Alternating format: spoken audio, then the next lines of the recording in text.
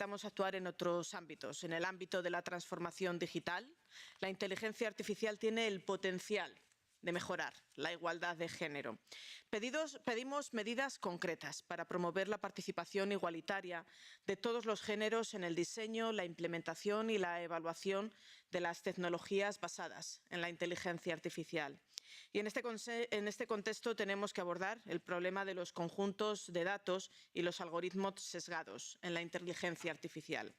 En pocas palabras, si hay sexismo incrustado en los datos, los algoritmos captarán este patrón y exhibirán el mismo comportamiento sexista en los resultados. Como seres humanos no estamos libres de prejuicios, de preferencias personales.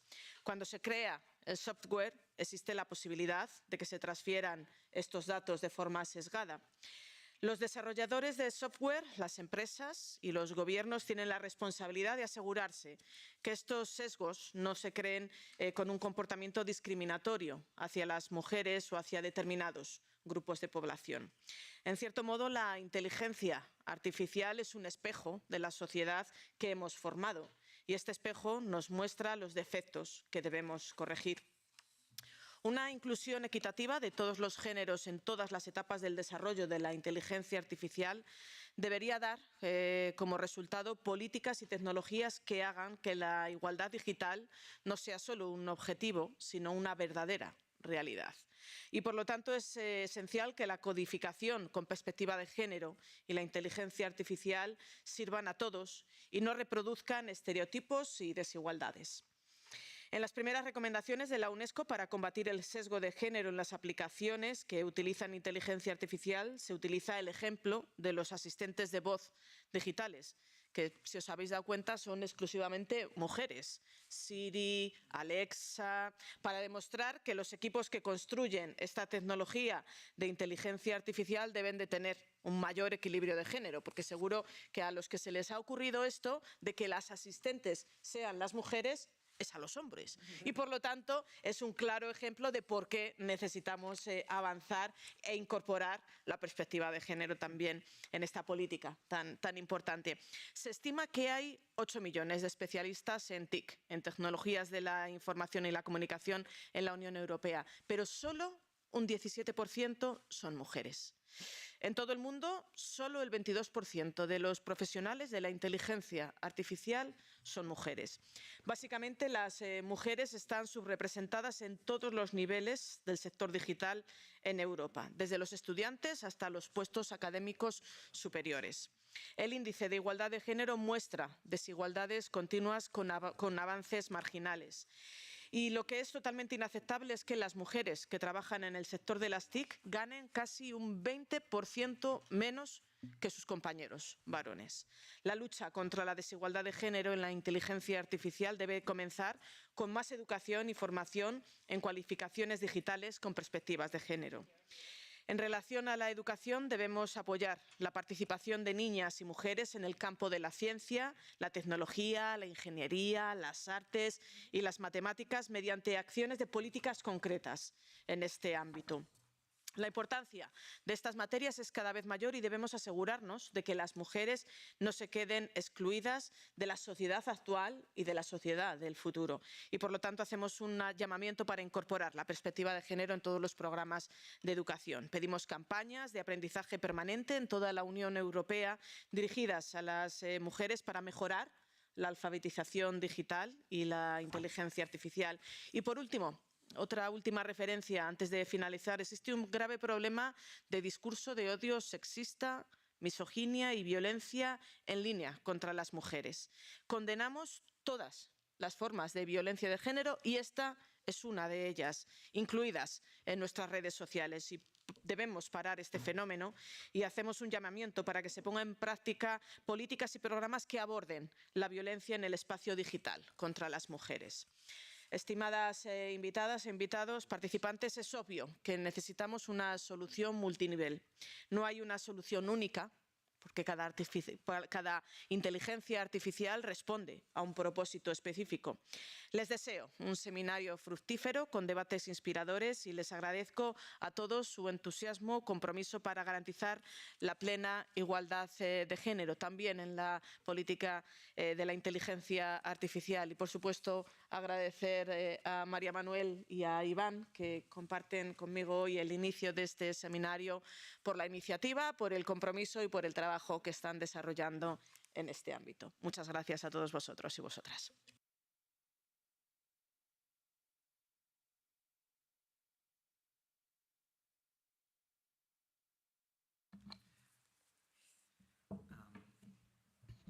Gracias, Irache.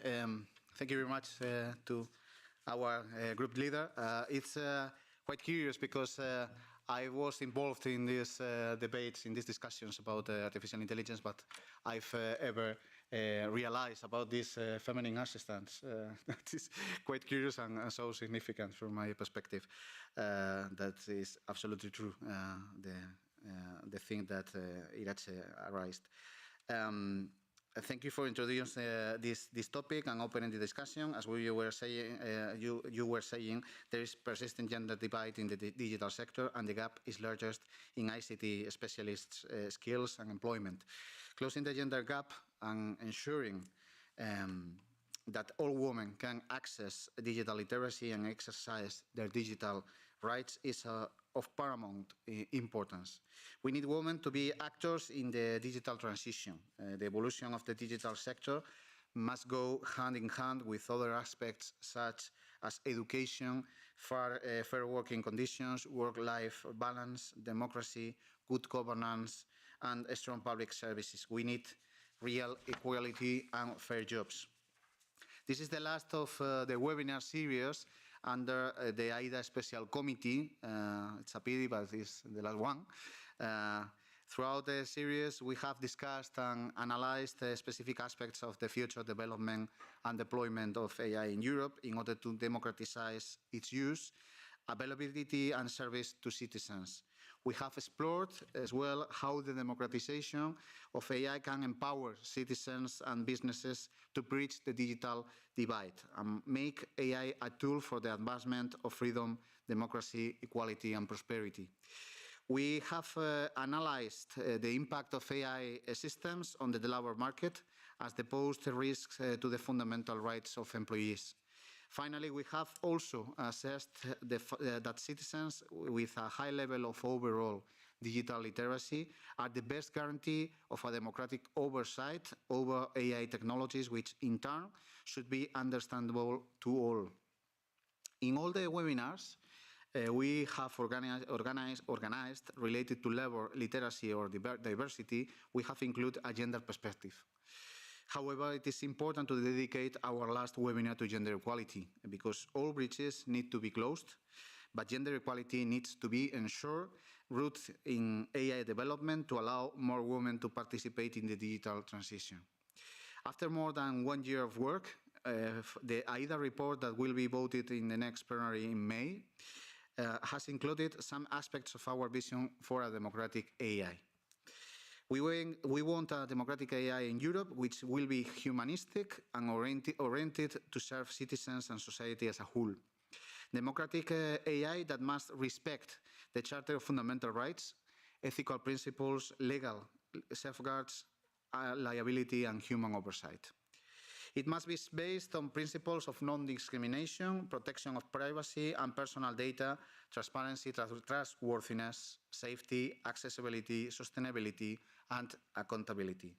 By being socially responsible, democratic AI must contribute to further advancing the European values of freedom, democracy, and equality, including gender equality. It's the most important branch of the question of the equality from my perspective and, of course, for the perspective of our group. We have reflected this line of thought in our proposed amendments to the AI Act already in negotiation in the Parliament, for example, by adding articles on trustworthy AI where we claim that all systems must be developed, deployed and used in full respect of the EU Charter of Fundamental Rights, and in a lawful, fair, and transparent manner that guarantees privacy and does not discriminate against persons. This obligation also includes the necessary respect to gender equality. And on AI literacy, where we want the Union and Member States to promote AI literacy across the population while ensuring a proper gender balance. We call to invest in targeted upskilling and educational measures to close the digital gender gaps and to foster a gender equal culture and working conditions in this regard. In conclusion, the democratization of technology has the potential to reduce inequalities in society. This has the contrary, has a chance even for the worst. So we have to take notice on this point and take care, of course, of this possible deviation. AI has the potential to sharp gender relation when gender-aware coding that does not reproduce stereotypes and inequalities. It is essential to avoid sexism and discrimination by biased data sets, models, and algorithms in AI. And I will now introduce the speakers, the outstanding panel of speakers that we have today. And thank you very much to all of them for being part of this our last webinar. And the system of the webinar will be the same that it was in the past. Every of the addresses made by our speakers will be followed by the possibility to ask questions, to raise suggestions, to raise comments about every of the topics.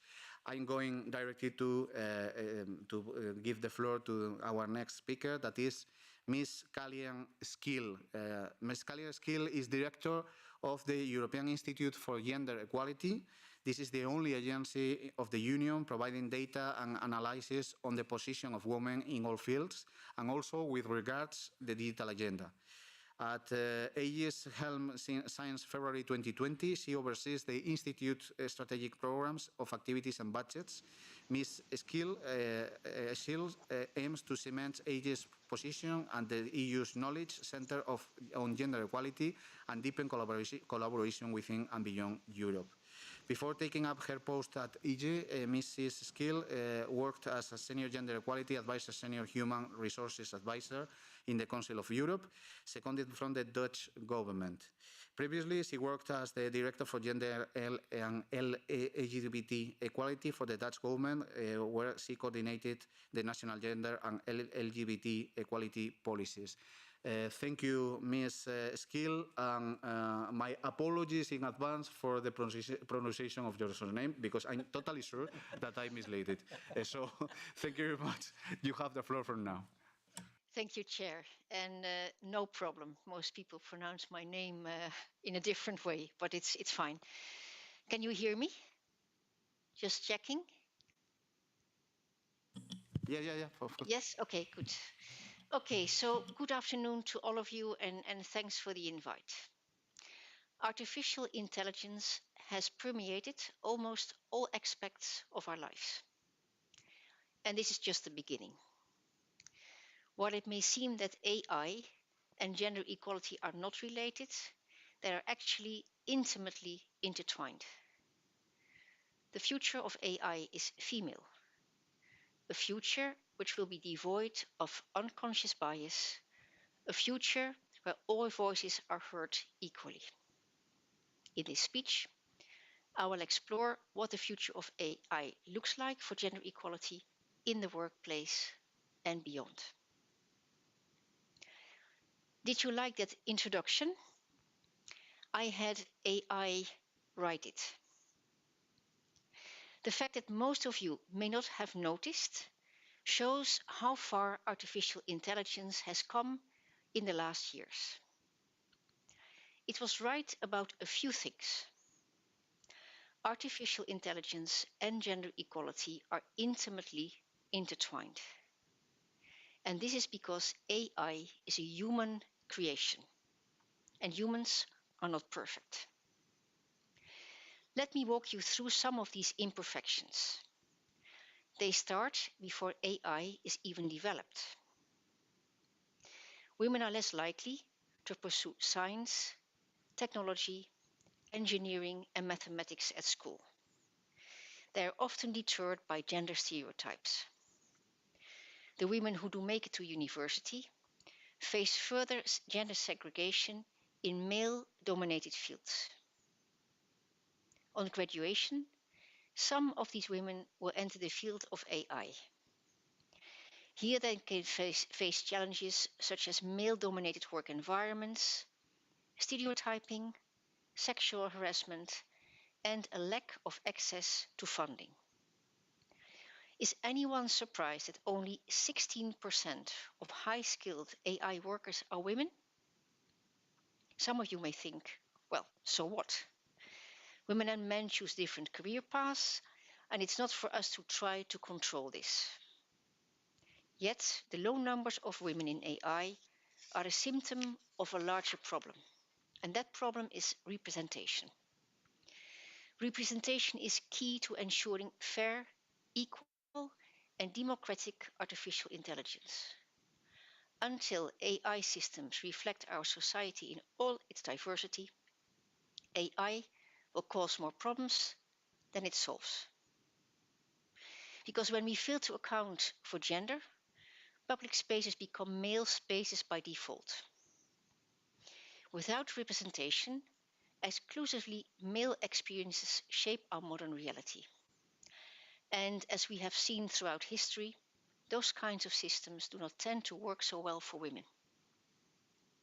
Without representation, women miss out on well-paid and respected jobs in a growing industry. Professional sectors dominated by men have long had some of the best conditions in the labor market, and this includes the AI sector. Without representation, biased data sets used to train algorithms perpetuate stereotypes about gender. Let me put this into context for you. A company trains an AI system to help with hiring.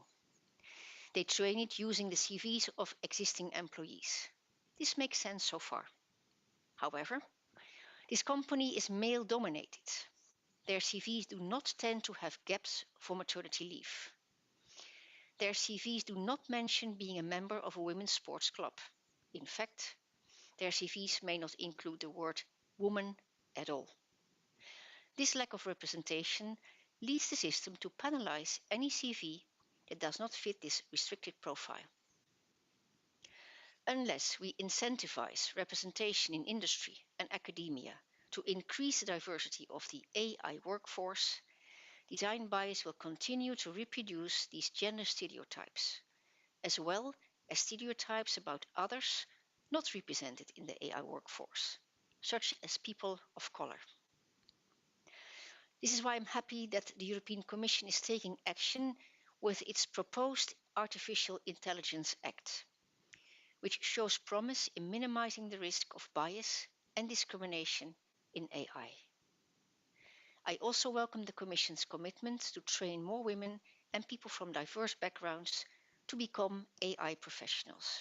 And here I would like to highlight the good work being done by the people behind initiatives such as Women in AI, who are helping propel more women into this sector and who we must listen to and support as much as possible. But there are also women who do not work in the sector themselves, but whose work is nonetheless affected by AI. I will take the example of work organized through platforms, or gig work, as it is often known. This growing sector includes food delivery and ride-hailing services, such as Uber. 28 million Europeans have already done work via such platforms. At AIGE, we interviewed some 5,000 of these workers to understand their motivations and the challenges they face. We found out that they are mainly young, highly educated, and taking care of children, in particular if they are women. Indeed, more than a third of women doing platform work told us they do it because they can combine these jobs with family commitments and housework. Yet, algorithmic scheduling monitors platform workers and can deduct low productivity time from paid work time, leaving platform workers vulnerable to this digital wage theft. A quarter of women platform workers are rarely able to work fixed schedules or plan when and how much they will work. This kind of software poses a particular threat to those caring for small children. EU regulation is often out of step with technological developments. Policy frameworks must become future-proofed to respond to the challenges of new digital technologies. If we do it right, there's much potential in these new areas of artificial intelligence. For example, we found that in online platform work, there is a higher share of men doing jobs usually done by women than there is in the traditional labor market.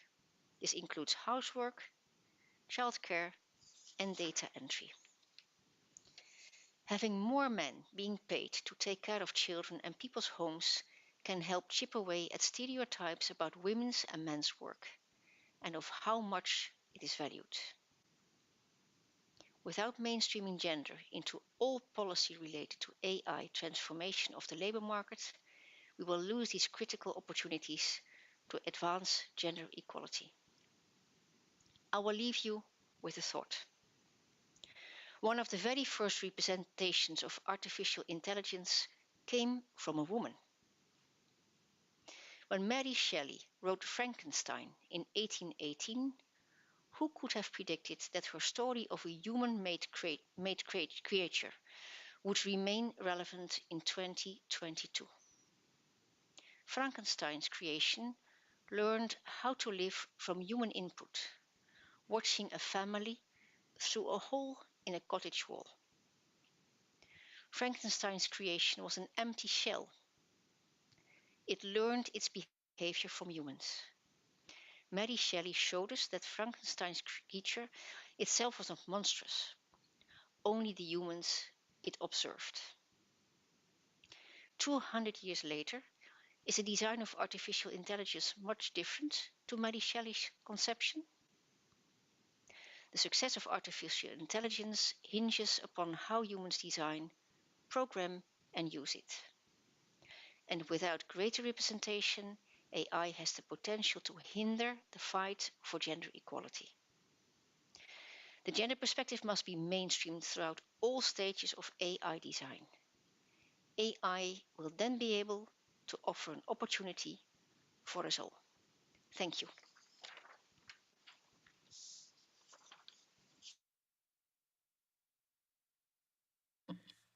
Thank you very much, Ms. Skill.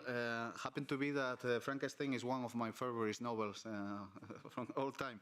I love it from many perspectives.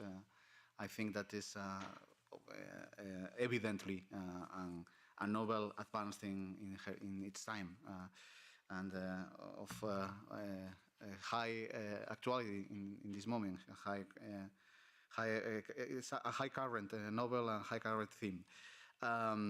It's the time to have the possibility to raise questions to the first speaker.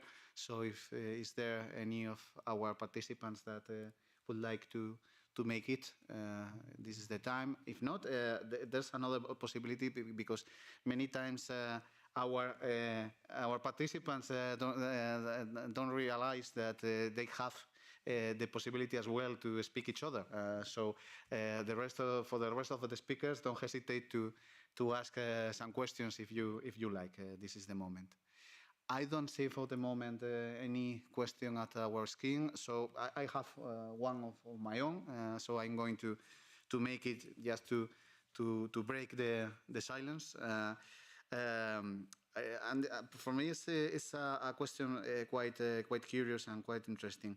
Regarding the problem of biased data sets and algorithms, We all agree that a substantial increase in women coders, developers, and decision makers is needed. That is clear.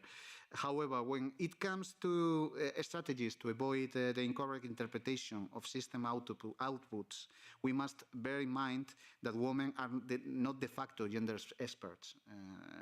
So the sole action of fostering the involvement of women in tech may not be enough to end with gender bias. Do you have any recommendations on how to approach to this matter?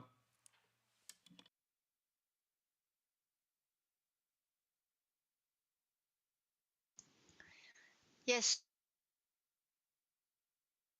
relevant question.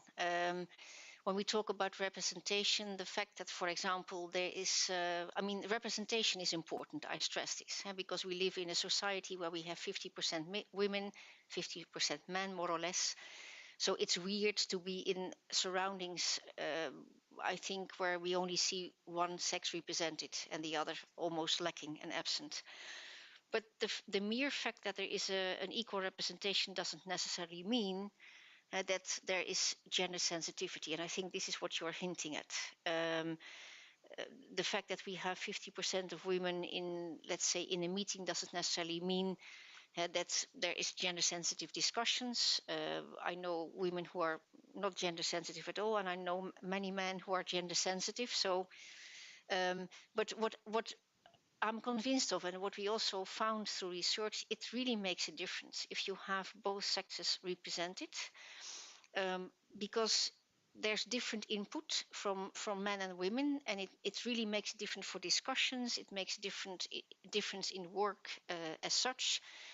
You simply have a different input from men and women. So having both sexes present also in this sector, we are fully convinced that it makes a difference.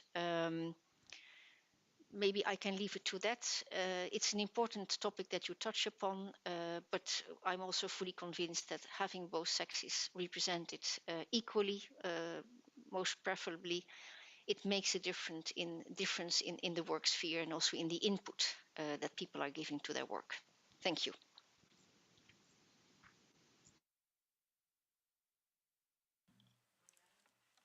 Maria, please. Thank you. Thank you very much for your intervention. I would like to know from your experience in European Institute for Gender Equality, if you know use cases, good practices to illustrate how artificial intelligence technologies, different ones, can help or can contribute or can impact positively gender equality. Thank you.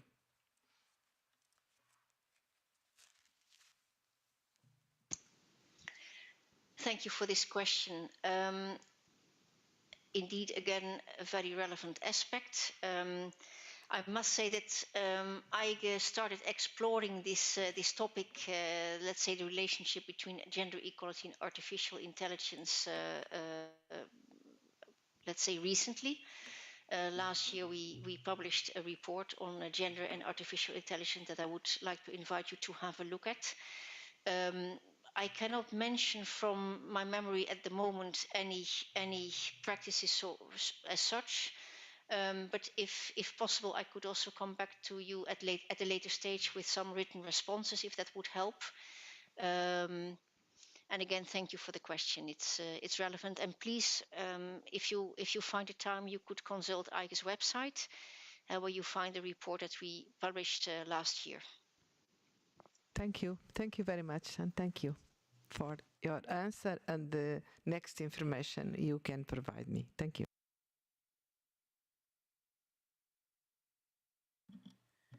Thank you, Ms. Skill. I don't know if is there anyone else that would like to take the floor to ask some question. If not, I'm going to pass the floor directly to Ms. Sofia Teixeira. She's a professor at the Faculty of Science of the University of Lisbon and Secretary General of the Women in Network Science Society. Currently, she is an assistant professor and researcher at the La Sige and Faculdade de Ciencias Universidade de Lisboa, where she teaches courses as artificial intelligence and machine learning. Previously, she was a data scientist working at the Hospital Duluth, learning health. Before that, she did a postdoc at the Indiana University Network Science Institute. Sophia's research interests include modeling and analyzing complex systems through the development of new algorithms on graphs and the application of network science and machine learning methods. Thank you very much, Ms. Teixeira, for being here.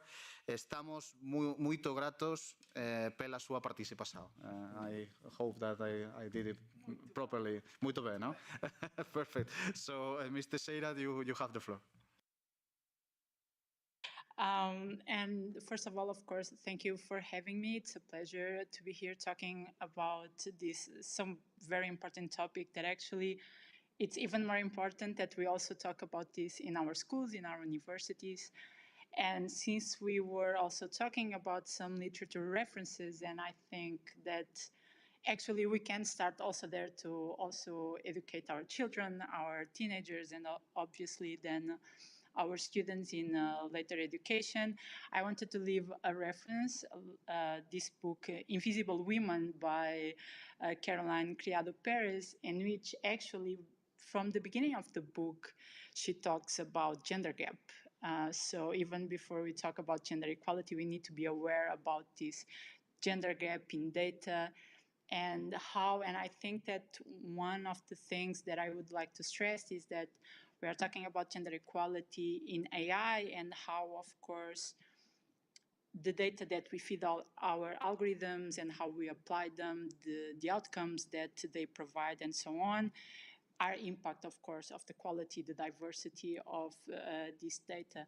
And if we think about even when we were children and so on, when we start studying in our textbooks, in the cartoons that we watch, we have a very dominant male language. So even the examples that we have in the textbooks to start learning our mother language, our math, and so on, we have a lot of male examples in our sentences. And so there is like this structural embedded lack of gender equality and diversity even from the beginning. So when we are children, we are not completely aware that this is actually an issue and how that may impact our cognitive development through time and so on. And so I believe that there are a lot of small steps that we can do throughout the education level, and even more when we are at universities and we are the front line, of course, with the students. We need to be able to also attract then girls and women to IT and AI-related courses. So, for example, even in the courses that I teach at university, I actually had this like open assignment that they could do any AI-related project, something that would worry them and so on. And as was very well referenced here before, race, gender inequalities, these automated bots that learn the language that become violent and so on. These things, they actually worry our students. And so I believe that the awareness is already being created, which is very, very important. But to have this representation that our last speaker also talked about, we need then to try to deconstruct this idea that IT engineering and any kind of informatic-related work is for men, right? And I believe that nowadays that has been decreasing, but I can give the example that when I started my engineering course a long time ago, I think that we were almost 200 students at the computer engineering course, and we were only 8 girls. So it's like, it can be overwhelming. So we really need, like, from the very beginning to have this representation, because we need our students, and maybe even from high school or even before, to be able to give examples of how important it is to have this representation, this discussion, this awareness, even with our male colleagues and so on. So we start from the beginning creating awareness of how the lack of gender representation can impact the outcomes, and the modern AI, and we have also these black boxes, sometimes algorithms that sometimes we think about using them for image recognition, speech recognition, and so on. We have already a lot of challenges in AI. So we have all this field of explainable AI, ethics and AI, and so on. And if we don't have, of course, this female representation and even the underrepresented genders, of course, nowadays we also have to take that into account. I think that AI can probably be first used to identify problems and only after that start solving them. So we need to be careful, of course, on how we cannot blindly just use these algorithms because, and it was stressed already, we have like this all levels when designing a system like this. We have the modeling, we have the coding, we have then the deployment. So, and also we have all these other levels that we want to take from AI. So we want to have some new insights. We want to make decisions that have some kind of decision support system. And of course, we may want to predict outcomes, for example, as in health. And I can give, for example, my experience when I was working at the hospital, that when we start analyzing data, when we analyze, for example, the population as a whole, we may not be aware of some relations that may be rare in the population that are, for example, intrinsic females. So there are, of course, some co-occurrences of disease and so on that only occur in the female population. But the statistics that are applied and so on may hide all these effects. So even this data deaggregation in some fields can be very, very important to be able to have a more knowledgeable system that can really support us in our decisions and so on. And so I think that in all these steps, we have the first step that women must be aware that they are needed to be able to construct these systems. We also need to then create this awareness from the very beginning of our education, I believe, to be able to attract more women to the IT and engineering courses. And I think that we need to act in a way that we may provide a lot of resources. So it's awesome that we have also these associations as Women in AI, Women in Network Science, and so on, because AI may be embedded in other fields. For example, even in network science, we also use machine learning and sometimes some mechanism of AI. So we may be using the same purposes, the same technologies in fields that may have other names, but still in these fields we also have some kind of underrepresentation of female and also other genders. And so all that we have been discussing from the beginning, recommendation systems, policy making, health, and so on, we need, of course, to have all this representation. And I think that these mechanisms, these algorithms that we want already to have, of course, these very high efficacy results and so on, I believe that we can also use them to identify precisely where things are going wrong. So where is the data missing? Why don't we have? So before deploying these systems to the general use, because of course all the biases can be very complicated to control once they are implemented, and once we start seeing the consequences in real life, I believe that they can be helpful also to identify where the problems are, to be able to tackle them, of course.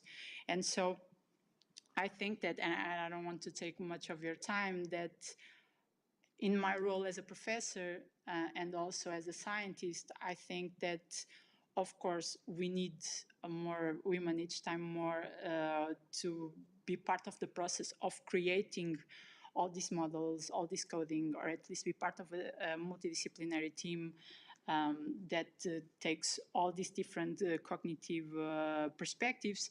But I think that this really needs to start also from very early ages, changing maybe a little bit how we perceive the world, that is not like male default. So as we grow up, we are also able to have like a more critical spirit to also be able to say, okay, this is, we need like a more diverse setting, a more diverse data, or identify at least where are we lacking, where are we not present in terms of collecting data to be able to deploy trustable AI systems. Thank you very much.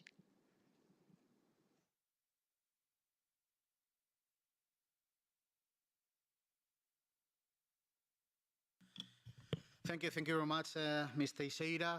You raise some important and interesting topics indeed. So I'm going to give the chance again to our participants to send us questions, to take the floor in order to make suggestions, to make comments. If not, we have one on my own. But Maria is prepared again, so we are going to change the turn in this moment. So you have the floor, Maria. Obrigada. Obrigada pela participação. 2 palavras em português apenas. Thank you very much for your contribution. I have 2 questions for you. I think there is no translation into Portuguese. You refer data gap, or gender gap in data. That's very interesting expression. What kind of data, in what specific aspects would you need for your research? For instance, from your experience at the hospital, what kind of data would be useful to improve health service delivery with a gender perspective? It's my first question. And my second question, you mentioned that there is a structural embedded lack of gender equality from the beginning of our lives. Of course, I agree. Education, as you said, is crucial here. In your personal experience, what works to bring more women into AI and digital fields? Thank you very much.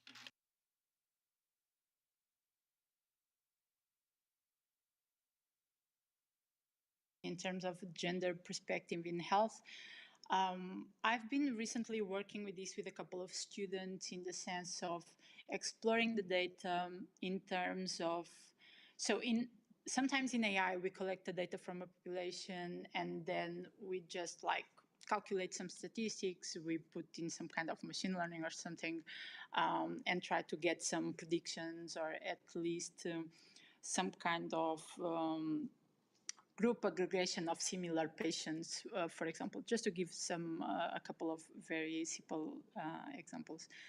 And what happens is that when we don't deaggregate by gender, so when we are not sensitive to particularities that are documented to occur only in women, we lose the sensitivity in the data. So we are not able to maybe identify some interactions between, for example, diseases or some pathways at the hospital and so on, because, and I don't want to enter into much math details, but how also some statistical The details are important for us. No, it's just because some statistical tools, they take into account like the size of a population with a given trait, what is the subpopulation that also shares another trait, and so on. And when we run by statistical tests that will give us with some confidence, how can we trust the results that we are observing, not having enough representation, or if they are diluted in a bigger population that is very diverse, and when we join sometimes then the males and females, when we observe the final results of these algorithms, we lose the sensitivity that only are present in women. For example, we were studying a population of migraine, and when we aggregated all the population, we saw some interactions then that were the most common in the population, like anxiety and other disorders. And for example, in this entire population study, we wouldn't observe, for example, endometriosis and other female more specific syndromes and disease, that we can only observe these very strong correlations or this very strong impact when we deaggregate the data. So when we separate female population from the male population. So what I think that, for example, in health, trying to predict some kind of evolution or even some progression in neurodegenerative diseases and so on, that can have different traits between the different genders, we need to have this, to be careful with this, like to observe, okay, if I have my entire population and I run these algorithms, I have these results, but what happens now if I deaggregate by gender?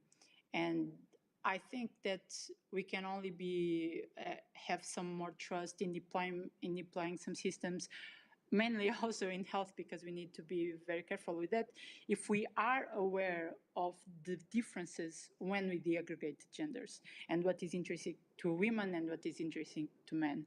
And I think that in health, a gender perspective and to provide a better care and so on, we really need to not just mix everyone. Of course, we can have patients that are similar despite the gender, but for many conditions, we could have some interactions that could be hidden if we don't be careful in analyzing then the aggregated data by gender. I don't know if I replied well, but I think that this gender perspective is more like curating the data, not only before the analysis, but also after the analysis, and be aware of what we are maybe covering if we are not careful enough when we treat the data before applying the algorithms.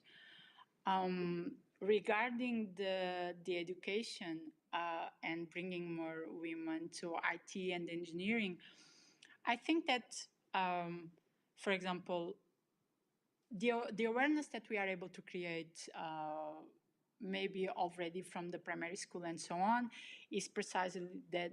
I think that there are some cognitive settings that we are not very conscious from very young age that are related to the fact that if when I'm learning a language, when I'm learning math or something, I have examples that John is the engineer and Maria is the nurse or something like that, that will create already some cognitive biases from the beginning.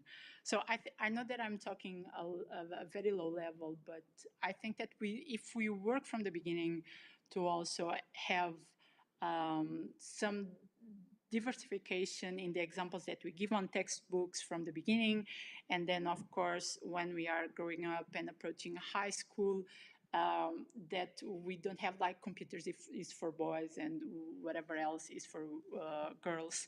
I think that girls and women will not have already that barrier, that mental barrier, like maybe computers are not for me, engineering are not for me, because I don't think that women don't want to go there, but I think that sometimes they think they don't belong there.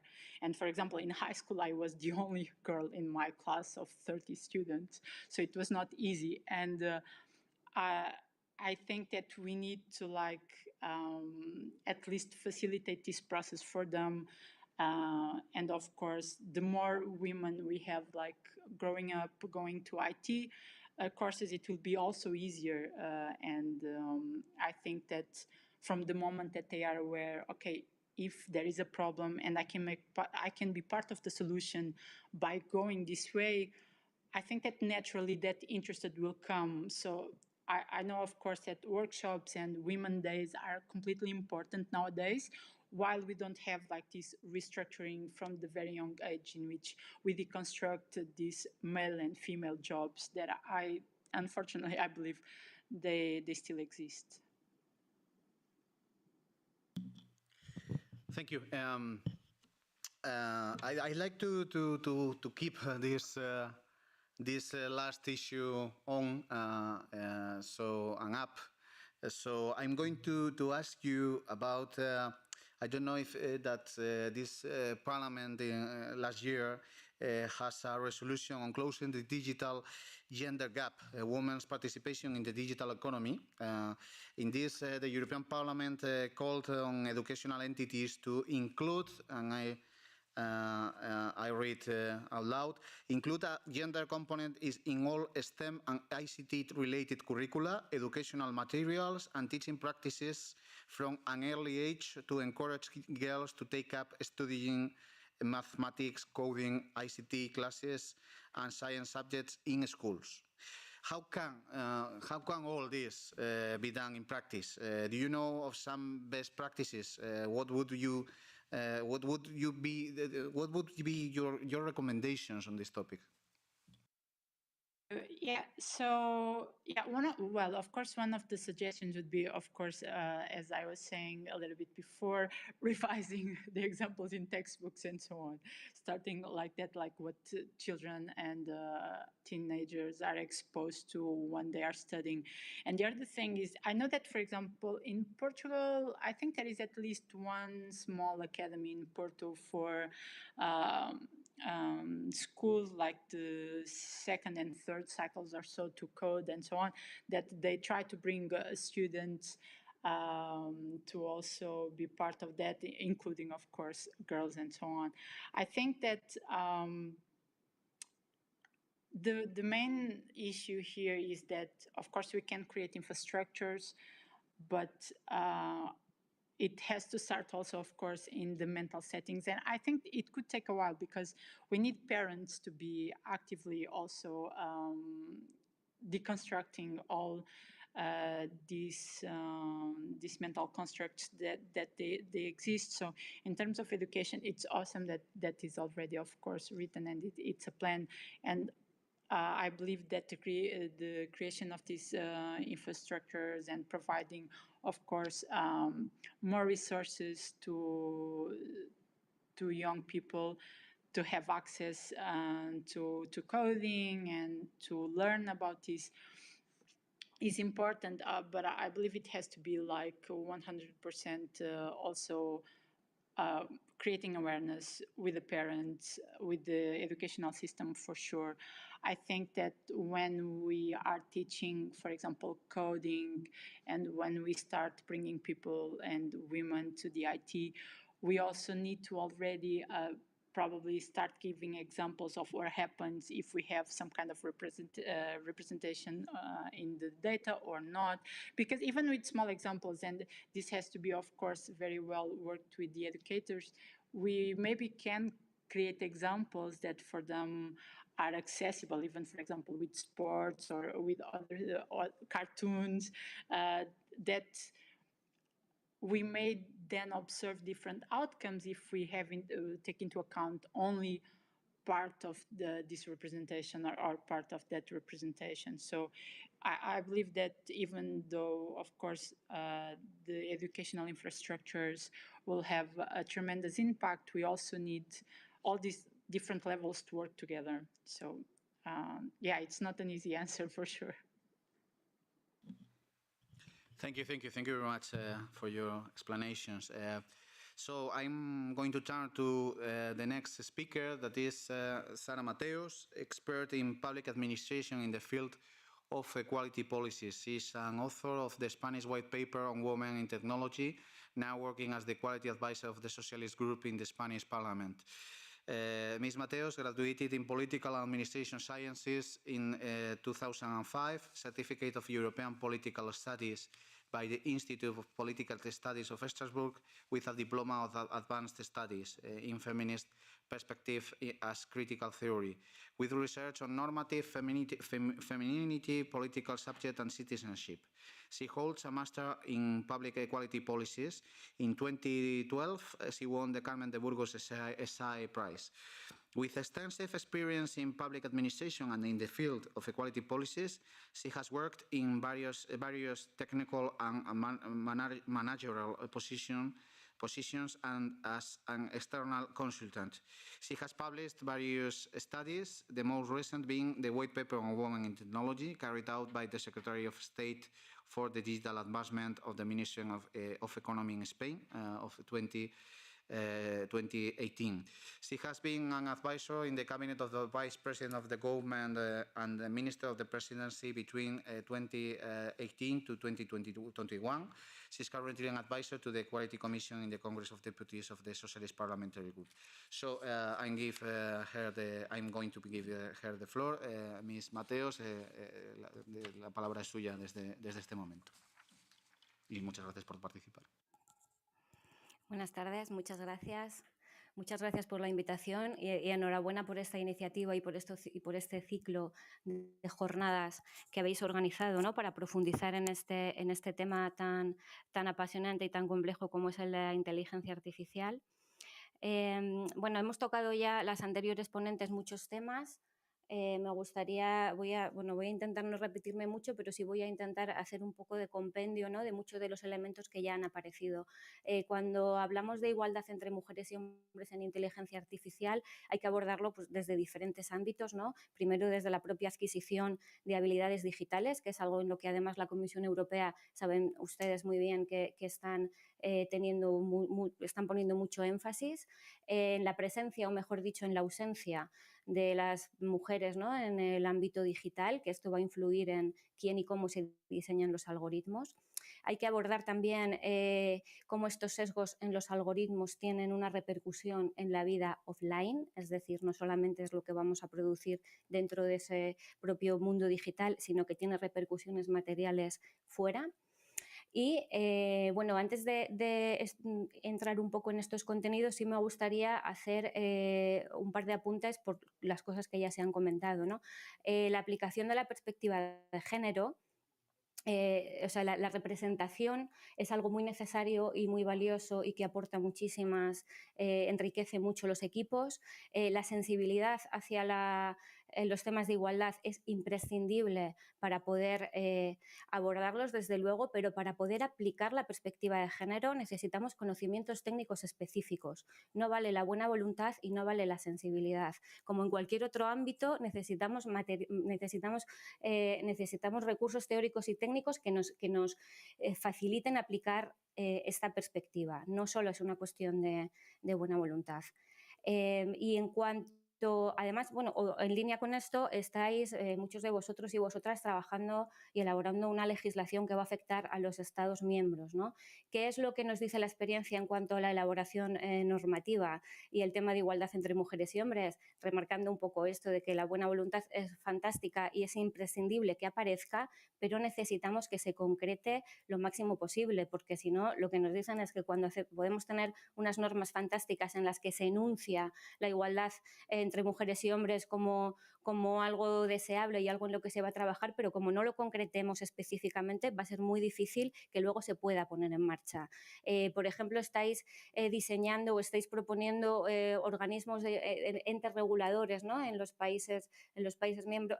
Especificad lo máximo posible, contad con los organismos de igualdad institucionales, intentad especificar en qué parte o cómo van a formar parte también de estos entes reguladores, porque es importante contar con toda la experiencia acumulada que ya tenemos en esta materia. Algo que nos ocurre mucho cuando hablamos de igualdad entre mujeres y hombres es que parece que estamos empezando siempre de cero. O sea, de repente ahora esto es un ámbito nuevo, entonces a las mujeres que se dedican a los aspectos de inteligencia artificial profesionalmente,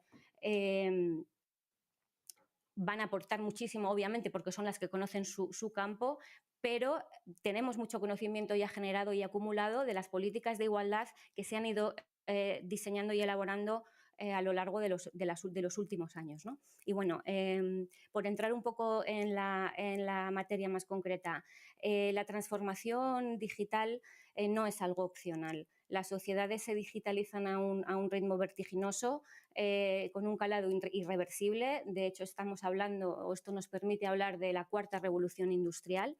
Lo digital inunda todos los campos de nuestra vida, toda nuestra cotidianeidad, desde el ámbito institucional, académico, profesional e incluso de las relaciones personales y está suponiendo una transformación profunda en todos los aspectos.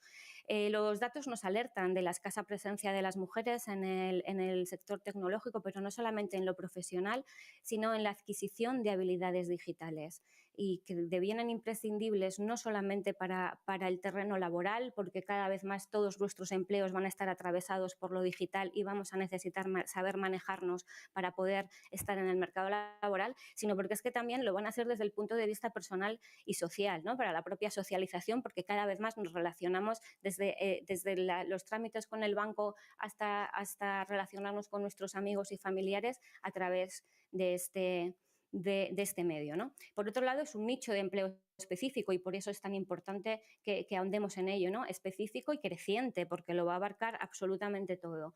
Y que es imprescindible aprovechar el 100% del talento disponible. ¿Cómo analizamos esto? Ya habéis dado a las ponentes anteriores muchas de las claves fundamentales, ¿no? La brecha digital de género no es una foto fija, no es algo con lo que nos encontremos de repente, sino que es el resultado de un proceso, ¿no?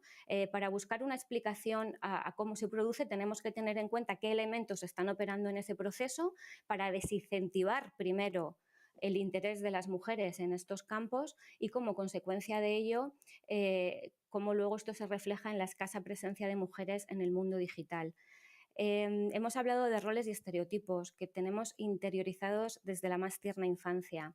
La influencia social de estos roles y estereotipos es determinante, no solamente en nuestra forma de desenvolvernos, sino en la propia, y creo que esto es importante, en la propia configuración de los intereses tecnológicos y en las habilidades que percibimos en cuanto a ellos. Esto contribuye a que haya menos mujeres que se sientan atraídas, primero por la vinculación de lo tecnológico con algo masculino y luego porque además se va a relacionar con otro de los estereotipos más acuciantes, que es el de la brillantez. Para podernos dedicar a estas cosas de la ciencia y la tecnología tienes que ser muy inteligente, tienes que ser muy listo y esto además se asocia a lo masculino.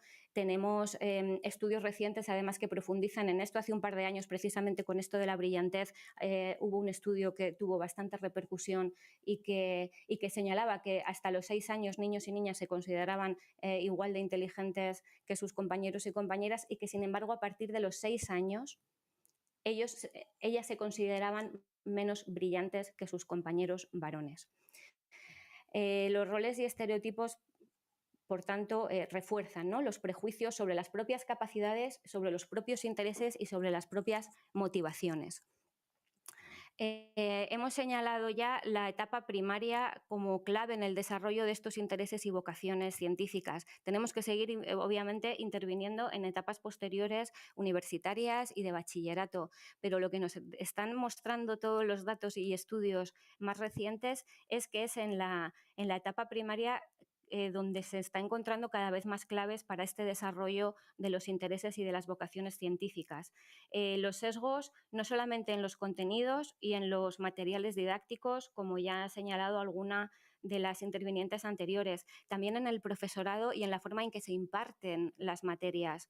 También hay estudios y datos que nos dicen cómo, por supuesto, inconscientemente, pero al tener interiorizado toda esta serie toda esta constelación, ¿no?, de estereotipos, se transmiten inconscientemente a través de la forma de enseñar, de la forma de preguntar a niños y a niñas, incluso de la forma de evaluar los exámenes de niños y niñas, donde se muestra que hay diferencias, que hay un sesgo de género que está operando, ¿no? Y esto obviamente influye en desincentivar y en desmotivar también a que muchas niñas se puedan acercar a este ámbito, ¿no?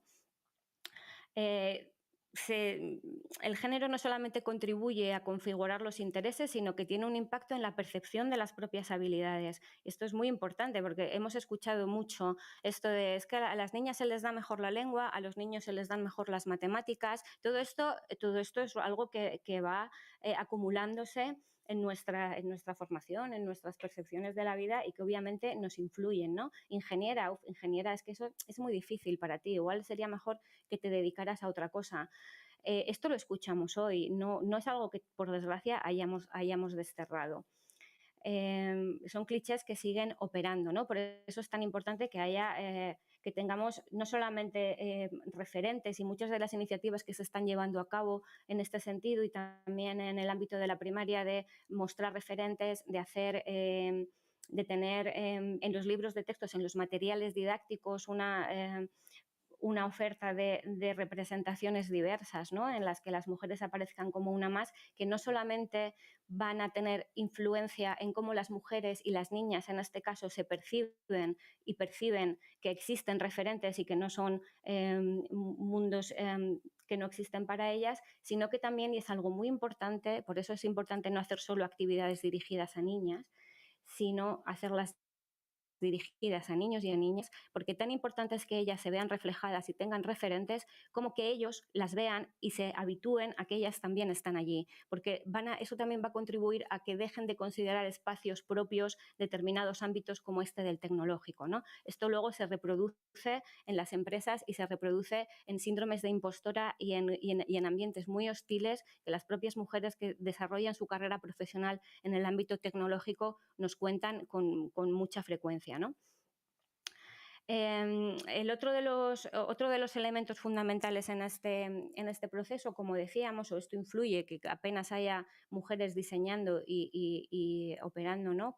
en el diseño de los algoritmos, es que o sea, para afrontar este reto, ¿no? de cómo aplicar la perspectiva de género en los algoritmos, hay que tener en cuenta 3 perspectivas, ¿no? La primera, la propia configuración, el propio diseño del algoritmo, donde ya hay intervención humana y, por tanto, es muy probable que se pueda introducir un sesgo. La segunda es en cómo se reproduce en estos sesgos, cómo aprenden del entorno, y en introducir mecanismos para corregirlos, obviamente, ¿no? Y la tercera sería el impacto que esto tiene en la vida offline, es decir, en nuestra vida material. ¿De qué estamos hablando con esto? Pues desde a quién se concede un crédito, si te conceden o no la hipoteca para poderte comprar una casa, o incluso si se ofrece un puesto laboral mejor remunerado, ¿no? Además, los algoritmos están funcionando cada vez más en los procesos de selección de recursos humanos, ¿no? Entonces, bueno, son factores que nos impactan directamente en nuestra vida cotidiana y en nuestras aspiraciones y posibilidades de desarrollo personal. Además, y no es menos importante, la industria tecnológica no solamente es un negocio en auge, sino que se está convirtiendo en el principal vehículo de transmisión cultural y de conocimiento. Por tanto, desempeña un papel muy significativo en las percepciones del mundo que nos rodean y en lo que estamos aprendiendo, e influye en comportamientos dentro y fuera de la red. Con el plus, además, de que como consideramos que la información que se otorga y que se genera mediante la inteligencia artificial, con este aura de la supuesta neutralidad de la ciencia, esto de los algoritmos pues es algo neutral, eficiente, y esto dificulta mucho más poder identificar esos sesgos que se siguen, insisto, inconscientemente reproduciendo, ¿no? Por eso, bueno, por hacer un poco de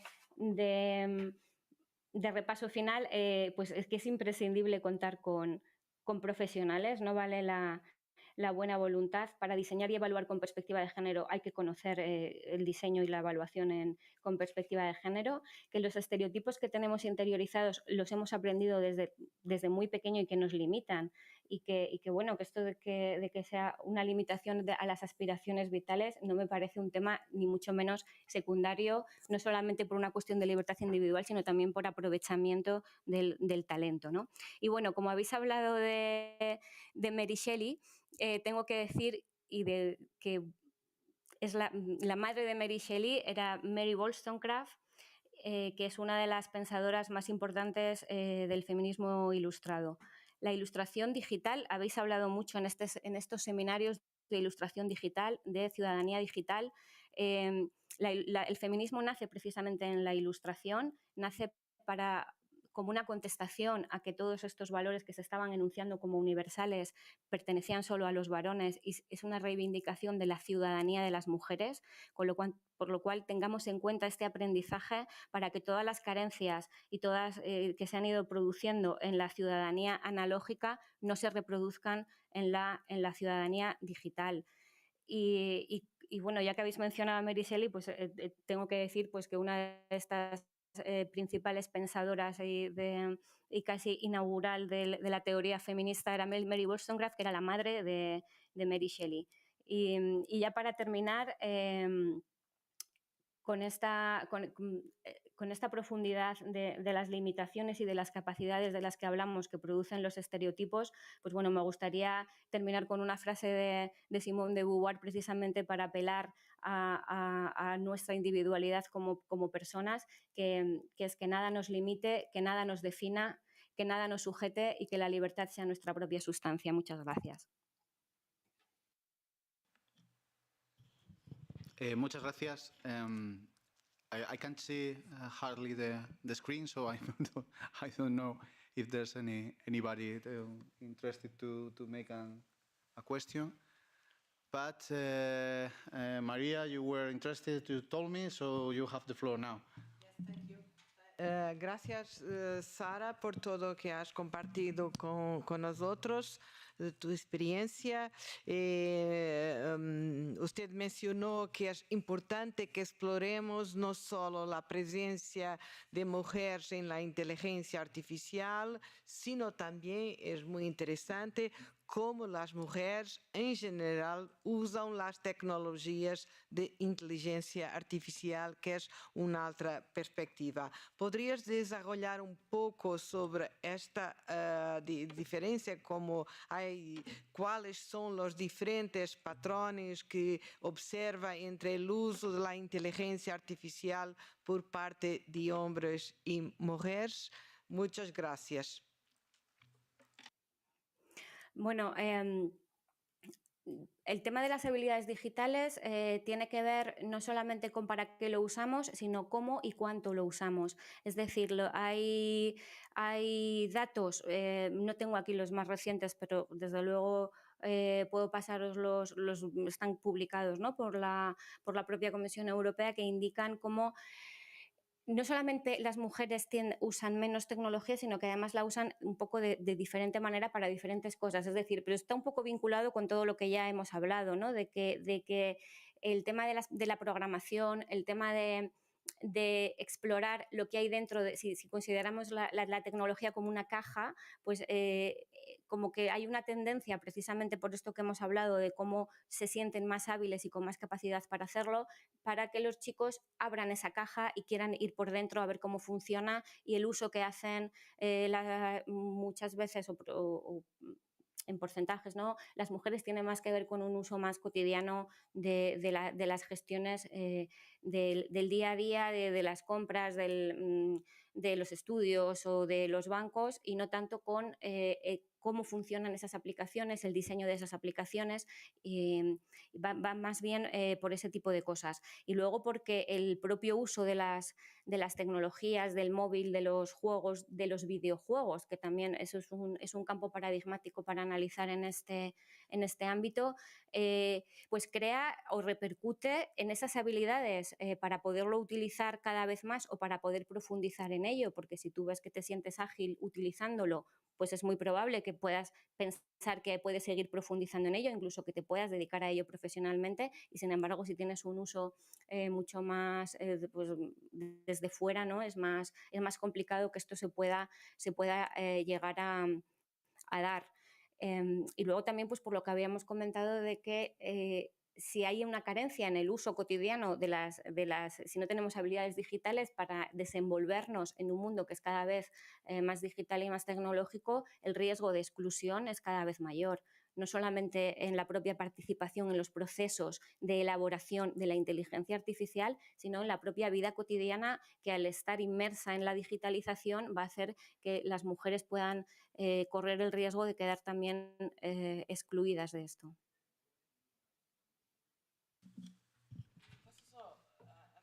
Una pequeña nota. ¿Tú piensas que las mujeres son menos sensibles a los temas de la ciberseguridad que los hombres?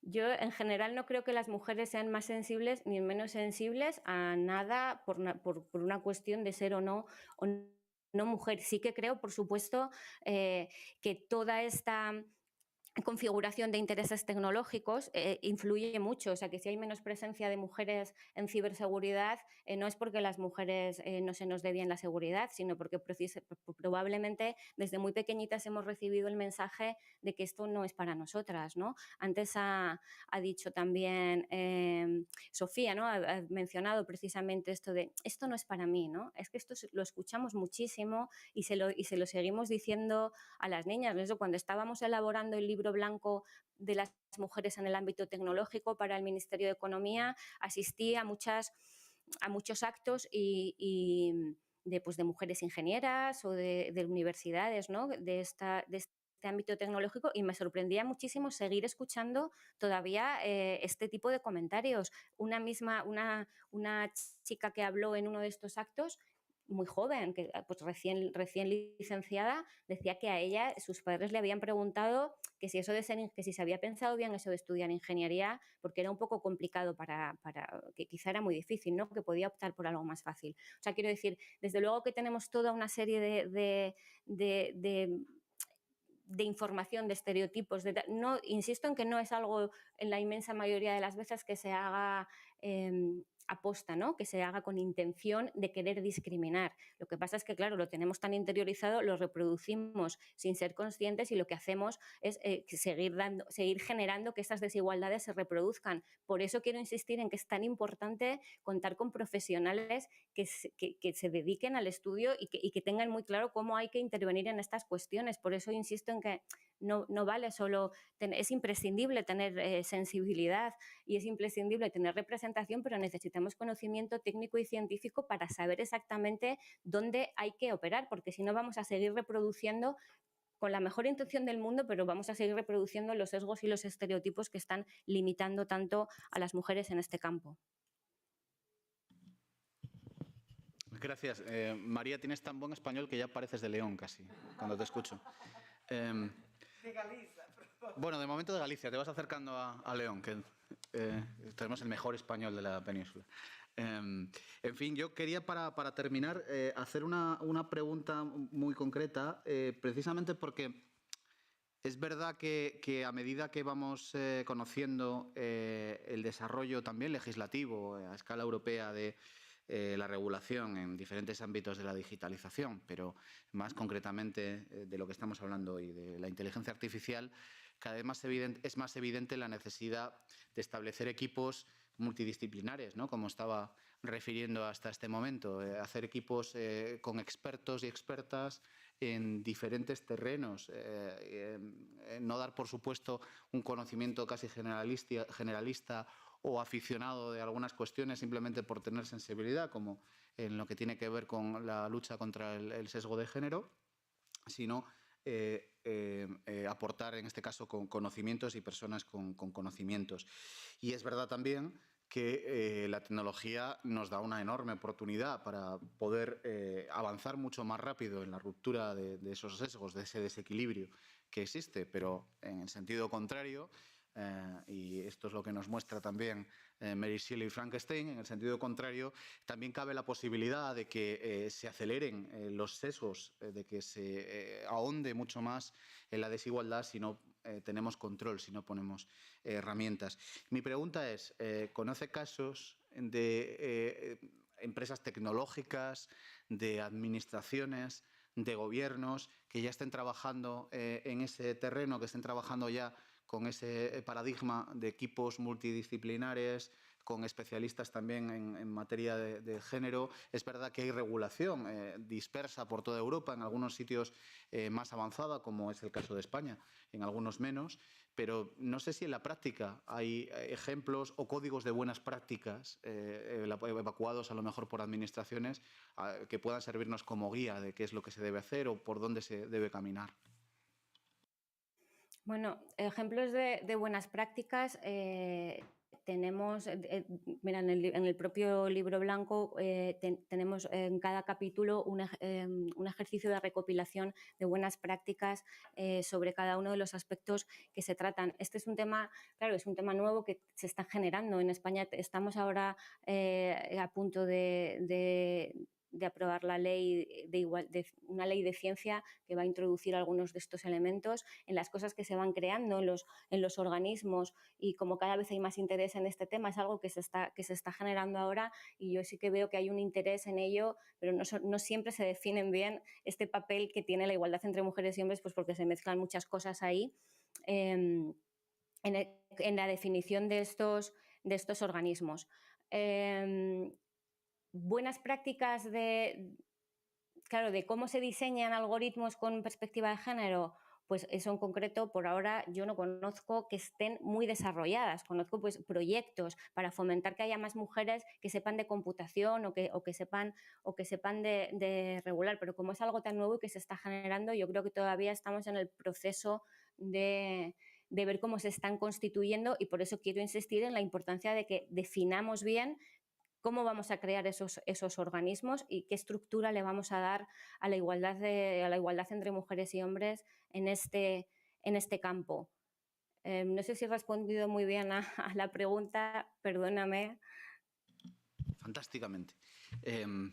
Gracias, muchísimas gracias por la intervención, por las preguntas y las respuestas a las preguntas, más que por las preguntas, por las respuestas a las preguntas. En fin, no sé si hay alguna pregunta más, y si no pasaremos a nuestra siguiente interviniente. En cualquier caso, seguro que tenemos un breve espacio al final para poder hacer preguntas adicionales, y como dije antes, cabe la posibilidad de que las intervinientes también se interpelen entre ellas, que se puedan preguntar. Quiero decir, si tienen alguna curiosidad por tener algo más de información en alguno de los casos. En fin, now I'm going to turn to our last speaker, that is Ivana Bartoletti, that is the founder of the Woman Leading in AI. She's internationally recognized thought leader in the fields of privacy, data protection, and responsible technology.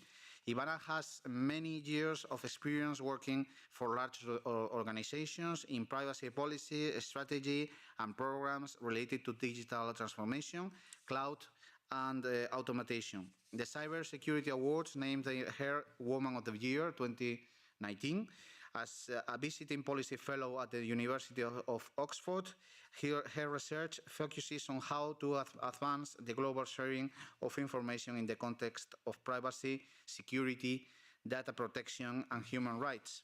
Ivana is co-editor of the AI book, a handbook for investors, entrepreneurs, and fintech visionaries, and is author of An Artificial Revolution on Power, Politics, and AI. She is founder of the influential Women Leading in AI network, a sought-after subject expert. Ivana is interviewed frequently in the mainstream media and speaks at many international events. An interview about her book is available here. I had the real pleasure to speak, to exchange thoughts with Ivana, and to be attendant of some of her addresses. So it's a real pleasure to have you here. Thank you very much for being part of this panel. So the floor is yours. Thank you so much for inviting me. I am absolutely delighted to be here, and great to listen to the previous panelists. It was really, really interesting. I want to address two separate things. The first one is I want to address the issue that has been raised a lot around the harms of from a gender perspective. And then I want to focus on the current discussion around regulation that we're having. And I would like to throw some ideas for the S&D group of what I think is important for us to focus on, for you to focus on at the moment. I speak here as somebody who works in this field, especially from a privacy standpoint, but I also speak as somebody who has been the chair of the Fabian Society in the past, and therefore shares a strong appreciation for policy.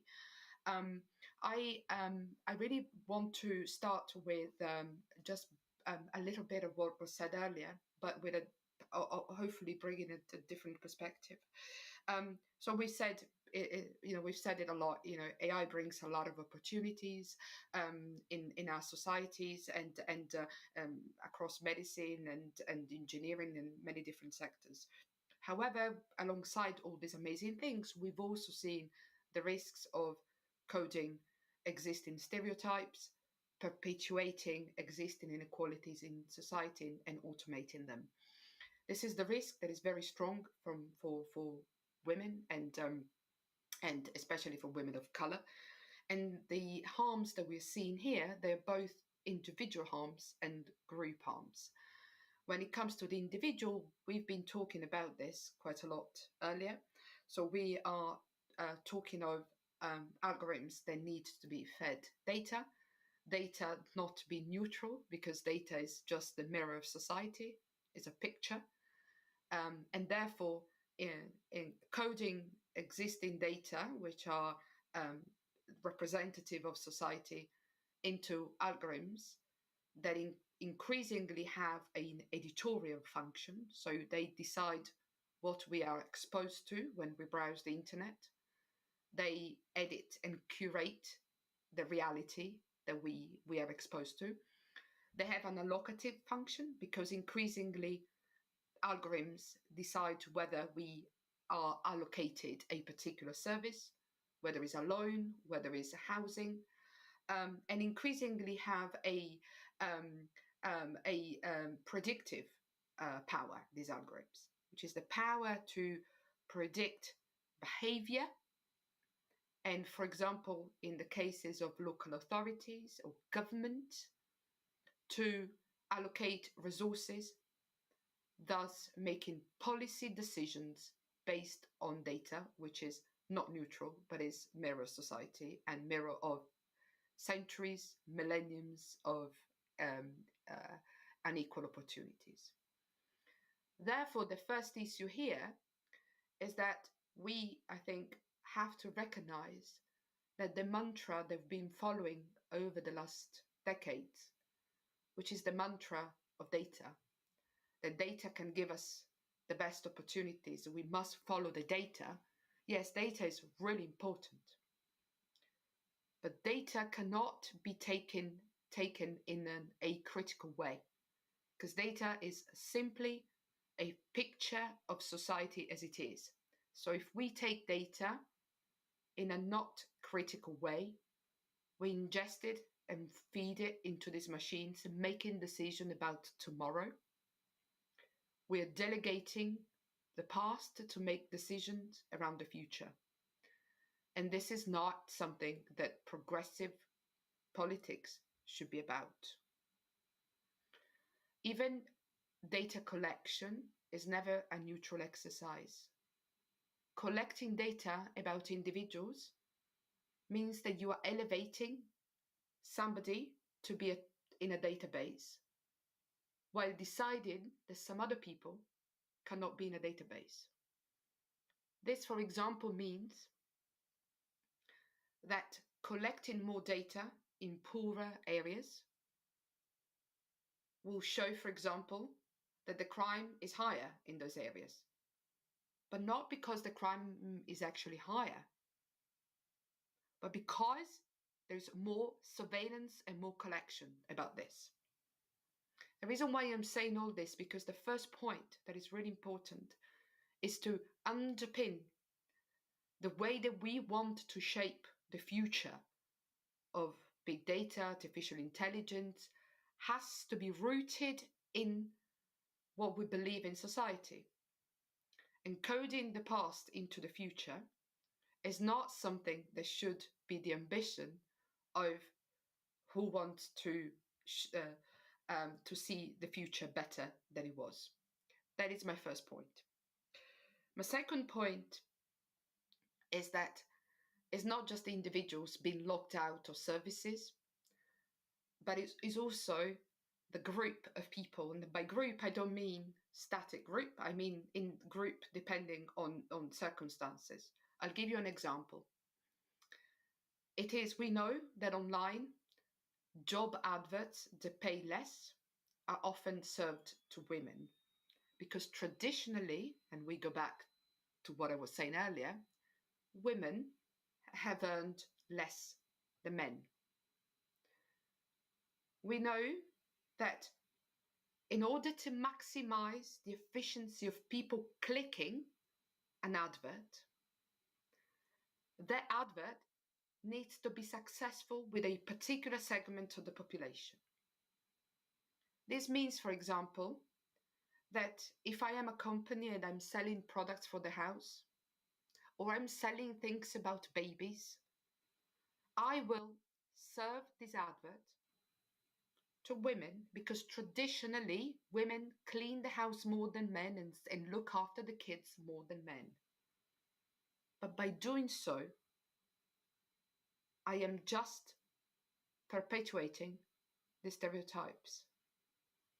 And by perpetuating the stereotypes, I am actually making it more subtle, more difficult for people to resist to, but also I'm also translating it into escalating into prejudice and making it more serious. So the first bit that I wanted to say is we really need to root our analysis and our understanding of this into the values that drive us as individuals and as a collective, in this case, you as a political group. The other issue here is to bear very much in mind that if we are critical of some of the potential risks of this tool, it's not because we're critical of the technology. It's because we love the technology to the point so much that we want it to benefit everyone. Especially in a situation we're in, where the dividend of the digital world and the have been distributed very unequally over the last decades.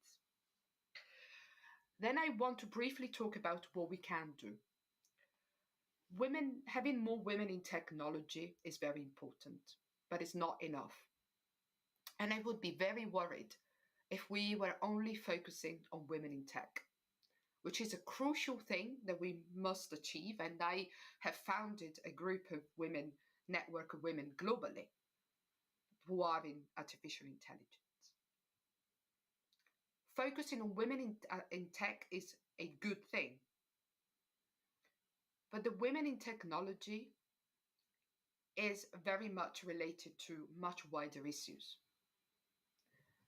Years ago, in the 40s, being in coding was a female thing. Women were in coding. It was like being a secretary. It was considered like knitting. So women were automatically seen as more suited to coding.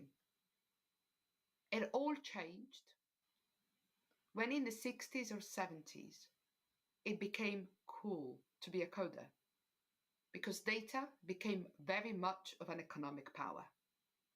And instead of the knitters, the coders, the female coders, the images around data and coding and AI were of men suited and booted.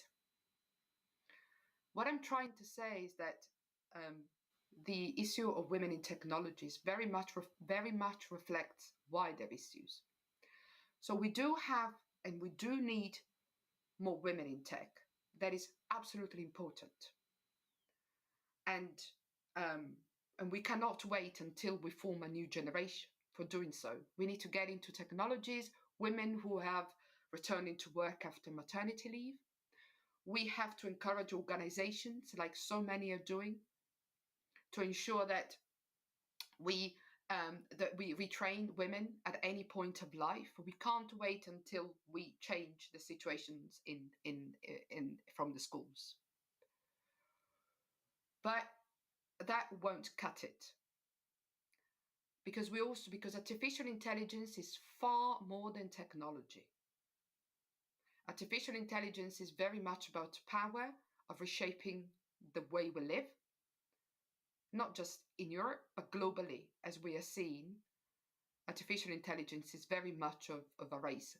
And this is why we are putting in place in Europe, for example, as you know much more than me, obviously, a whole deal of packages around sovereignty across different levels. So what is really, really important for women from a gender perspective is to look at how we get more women into the policies, more women into shaping the norms and rules governing artificial intelligence moving forward, as well as more women and company boards making the decisions around what artificial intelligence is used for. At the moment, there is a European AI Act, which is being discussed. And I do believe that there are some issues within the way that we want to regulate, and in European Parliament, you want to regulate artificial intelligence, they need to be addressed from a gender perspective. The first issue is around the definition of AI. I am very scared of the idea of reducing AI to simply machine learning. The reason why I'm saying this is because for women, there are so many AI systems that we are using that would fall out of that definition that would be dramatic for our lives. Then the second issue is we are addressing in Europe, there is the sort of, it's great as we've done, with the general data protection regulation. We've been sort of leading in the field, and I am proud of being in the European Union and with general data protection regulation, which has been a flagship regulation, which is a lot of countries have been following. The European AI Act has the potential to do the same and to help shape the norms around AI at a time where there is a lot of where AI has been exploited for so much good, but it could do so much harm. And we in the European AI Act, we talk about conformity assessments for high-risk AI. And I ask, the definition of high risk, has it been proved from a gender perspective? The idea that the conformity assessments, for example, are self-assessed. So, for example, issues around bias, issues around discrimination in systems, there has to be an assessment done by the organization that due process has been followed. Now, that is fine. And that is good that due process has been followed. The due diligence is essential. But I always wonder whether we need something more to safeguard women and minorities in the age of AI. Do we need something that is more accountable? Something that is not left to businesses by themselves, but is more accountable? The other thing that I wanted to say is that sometimes we say, well, with artificial intelligence, we just need to have a human in the loop. And again, this is where I would like to see women, and not just women, those who support us, say, well, I don't trust a human in the loop either. It can't be the silver bullet to all the problems of algorithmic decision making that we have. Because it depends on how this is used. And the last thing is around redress. What is happening when we as women, we get discriminated by an AI system? What is the redress that we get? How do we encourage a stronger civic participation of women in this field if we don't have redress available to those women who have been discriminated by an AI system? So we do have an opportunity around the European AI Act, I feel. And I feel this is to look at whether from a gender perspective, this is sufficient, is good enough. And I think it's really important that we do that. I want to close on one thing, and that is the fact that around the debate around artificial intelligence is often very polarized. So on the one hand, and as soon as you start to express some criticism, you've been told, that you are anti-innovation, that you don't want to you want to stop Europe or a country from growing because other countries like China, like the US, they do much more, and which is we do live in a globalized world with all these difficulties that we are in at the moment. But there is one element, which is the element of trust that we talk a lot about, at the moment we live in a big consumer distrust and on sort of big technologies and big tech and I think there is an opportunity now to ensure that we create that trust after so much damage has been done over recent years around misuse of data, misuse of technology. And we are in this when we hear things like, oh, people don't care about this, don't care about that because they still use these platforms. It's not true. It's because they don't have an alternative for doing that. So if we want to be a flourishing space in Europe with startups, larger companies, we need users and citizens to trust.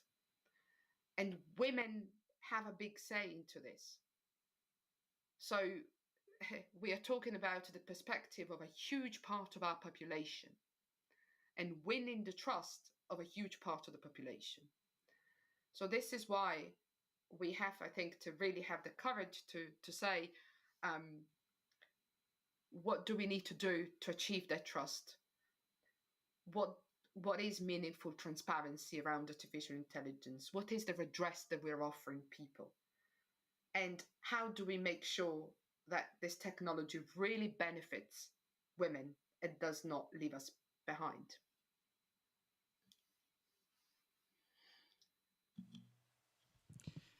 Thank you very much, Ms. Bartoletti. I don't know if there's anyone that could have a question. I can't see. So I don't know if you, Maria, are interested. Okay. So this is my turn. this moment. So thank you very much, Ivana. I assure you, first of all, that we, S&D Group, and myself, are striving very hard in order not to narrow the concept of artificial intelligence, because you know very well, better than us, even better than us, that there's a high pressure in this aim. So we are trying to stand firmly. And even trying to craft better the concept itself, just to make it to be a big umbrella to comprehend all the reality. And just as a matter of question, you mentioned our regulation, the efforts and the initiatives that some of them that we, the European Union, are taking into account and are trying to come forward. But I'd like to ask you about the Directive of Work-Life Balance. What is your opinion on this topic? Because when we speak about gender equality in AI and in the digital sector in general, an important aspect is this work-life balance. Bottom line, we are talking about mainly of the teleworking. And we know very well what were the effects on the gender, from the perspective of gender, of this teleworking in last hard part of pandemic time. So do you think that the EU is doing enough, or more should be done in order to improve the work-life balance conditions, which would make it easier for women to enter into STEM, ICT and AI careers? And in addition, I'm going to take advantage of the debate that we have in this moment about the Women on Boards, at last, the Women on Boards Directive. I don't know if you think that we are in the right track in this directive of. I know very well that we have to take advantage of this debate just in order to deliver lastly this directive. But do you think that is enough for this moment? I know that everything is susceptible of improvement, but do you think that is enough in this moment to approve this directive?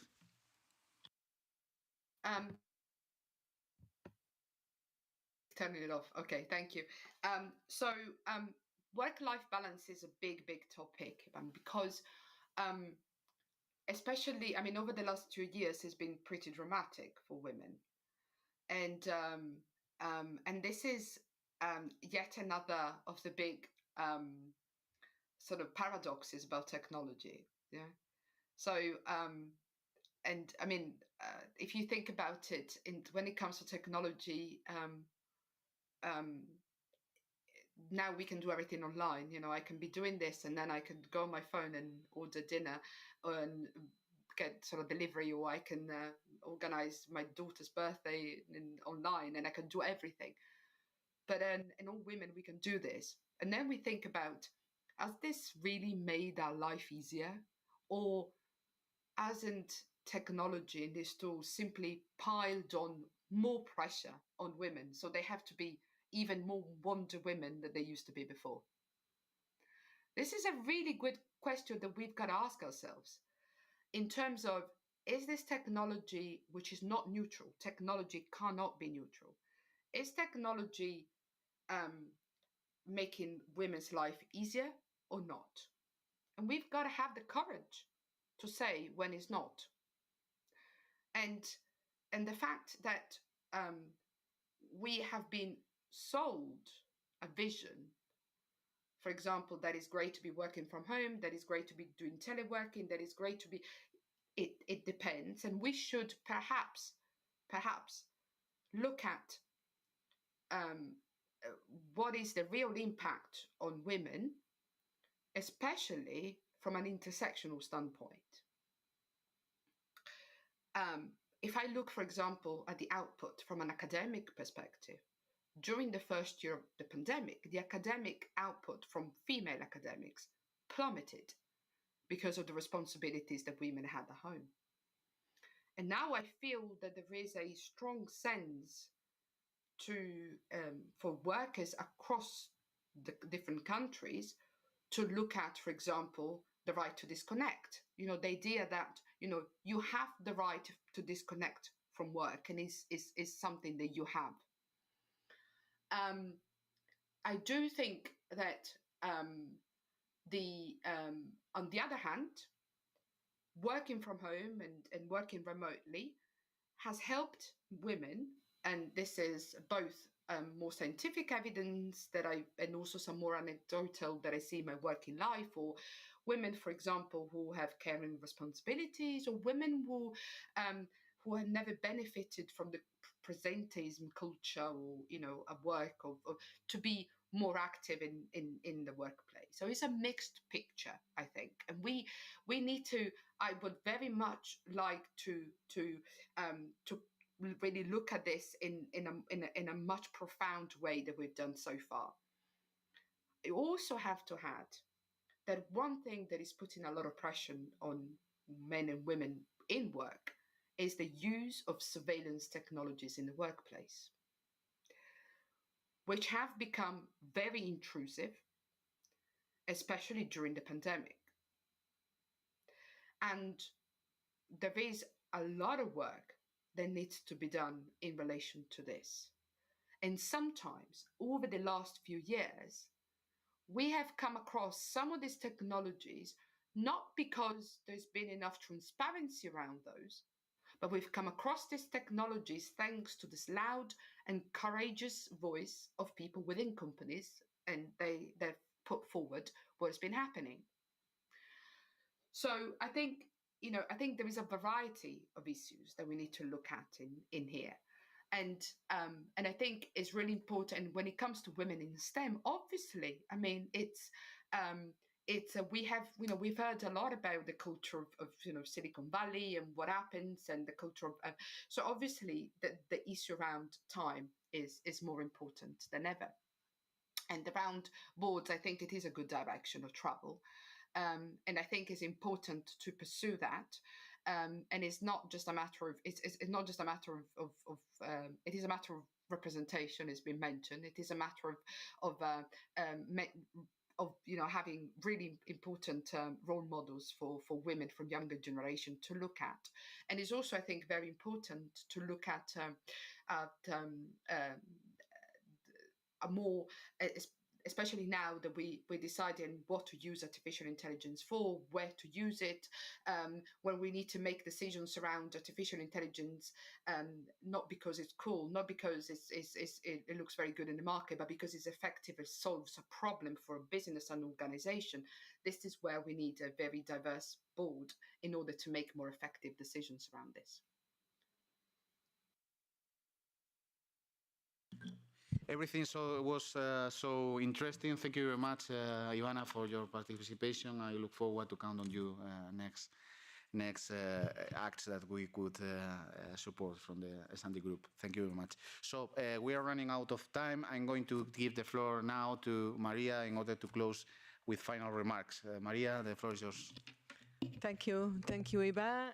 First, I want to thank all the speakers who joined us here today to debate such an important topic, and also, of course, to thank our Secretariat for all their support during our work on this committee and to this event organization. As Ivan said, this is the last webinar organized by our political group, the Socialists and Democrats, in the context of the Special Committee on Artificial Intelligence. In all previous webinars, for example, on digital literacy, on AI and labor market, we have always brought in a gender perspective. However, I think it shows, this event, how important gender equality is for our group, that we finish this webinar series by focusing special on this topic. As Irache mentioned, our leader, the digital revolution will only be fair if it contributes to gender equality. However, in the present, as we heard today, there are many challenges. For example, Mrs. Carlin Schill mentioned how AI systems can be biased against women working in platform work. And Sofia Teixeira mentioned how the lack of disaggregated data in the health might lead to algorithms discarding problems that affect mostly women. And Sarah Matteos also mentioned how stereotypes in our society reinforce prejudices about women's roles and influence their professional choices. And finally, Ivana mentioned how important it is to have a critical approach on data. Data are not neutral, and automated decisions can perpetuate stereotypes. We need technology for a better balanced world, not for the contrary. Having said this, I want to finish on a positive note by highlighting some benefits that AI can bring to women.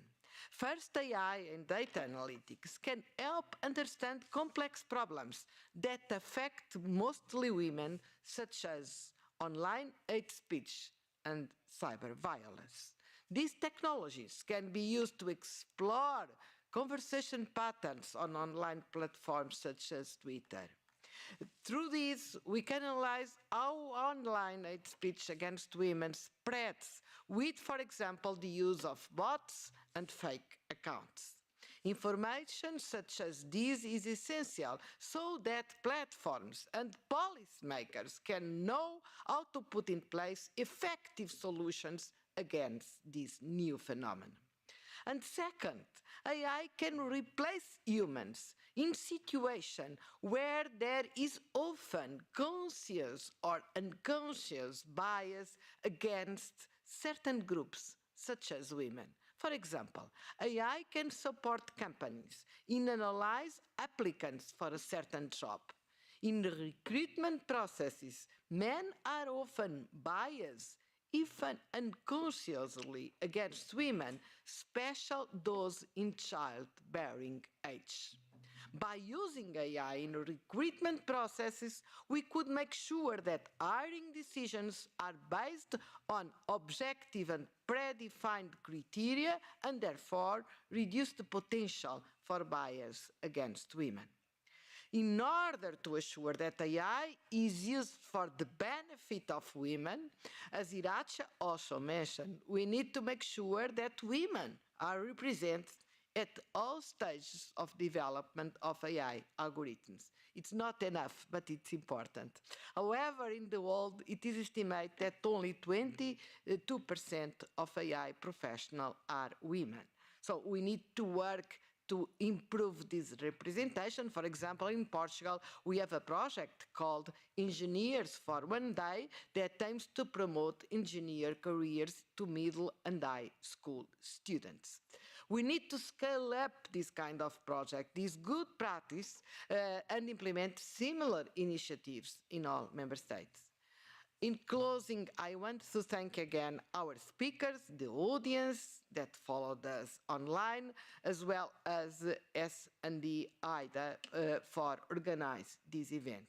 The digital transition is coming fast, and it's our job to make sure that it does not forget half of the population. As Ibe mentioned at the start, you can count on our political group to fight for a democratic model of AI which contributes to reduce inequalities such as those between men and women. Thank you very much.